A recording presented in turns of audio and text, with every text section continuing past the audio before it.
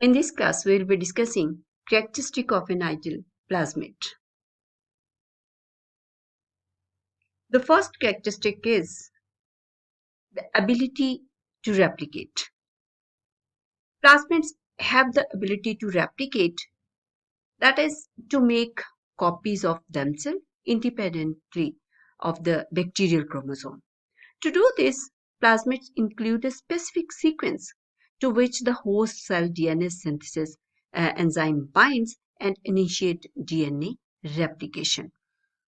A biological process, DNA replication, a process that occurs in all the living organisms to make copies of their DNA. And this sequence is called region of replication or ORI site. So in plasmid, here, this is a region of replication site. Second is ability to initiate transcription.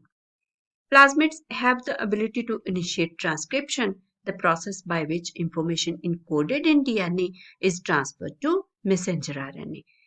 Messenger RNA means mRNA is an RNA molecule transcribed from the DNA of a gene and is used as the template for protein synthesis using the host cell RNA polymerase, a protein that makes mRNA from DNA. RNA or ribonucleic acid is a single-stranded biomolecule made up of nitrogenous base, a ribose sugar, and a phosphate. It plays a critical role in protein synthesis, then transmitting genetic information from DNA to the ribosome where proteins are then synthesized. This ability requires another sequence called the promoter. So this is promoter region. Promoter is a specific DNA sequence that binds RNA polymerase and initiates transcription of the gene.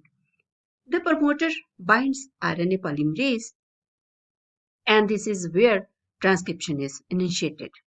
All genes have promoter located next to them in the DNA. For human therapeutic protein genes to be expressed in bacteria, they must be inserted into the plasmid next to the promoter. Next is genes that code for resistant to antibiotic. This is another important characteristic of plasmid. Plasmid possesses a gene that code for antibiotic resistance. You can see here, this is antibiotic resistance gene. Antibiotic resistance, the state in which bacteria are no longer sensitive to an antibiotic that will continue to grow and divide in the presence of that antibiotic. So these genes code for protein that inhibit the action of antibiotics secreted by the microorganisms. Antibiotic resistance can confer a selective advantage in nature to plasmid containing bacteria in a microbial population where bacteria compete for survival.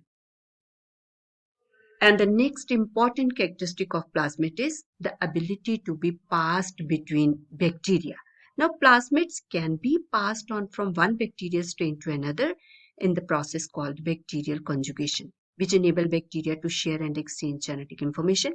When a plasmid with a gene for antibiotic resistance is taken in by bacteria lacking that plasmid, the bacteria will then become resistant to that specific antibiotic. In nature, conjugation occurs with very low efficiency, that is, only a small percentage of bacteria in the population can take a plasmid DNA at any point in time. Thank you.